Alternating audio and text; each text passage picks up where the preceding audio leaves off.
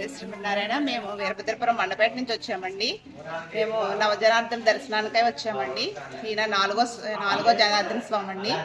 చాలా దర్శనం చేసుకున్నాక చాలా మనసు ప్రశాంతంగా అనిపించింది. ఎక్కడ చూడలేదండి ఇలాంటి రూపం. చాలా ఆనందంగా అనిపించింది చూడగానే.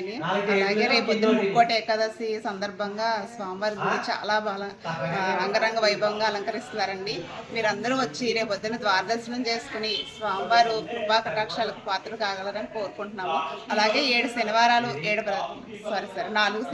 4 ప్రదక్షిణాలు అంటండి. మాకు తెలియదని ఇక్కడికి వచ్చాక తెలిసింది. మేము ఖచ్చితంగా ఒక శనివారం వచ్చి 4 ప్రదక్షిణాలు చేసుకుని మా మనసులోని కోరికలు స్వామివారికి చెప్పుకుందామని అనుకుంటున్నామండి.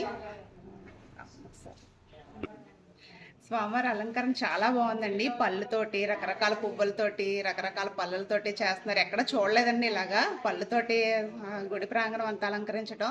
రేపొద్దున మీరు అందరూ వచ్చి స్వామివారు దర్శనం చేసుకుని మీరు ఈ అలంకరణ కూడా చూసి మీరందరూ కూడా మీ మాటల్లో చెప్పాలండి.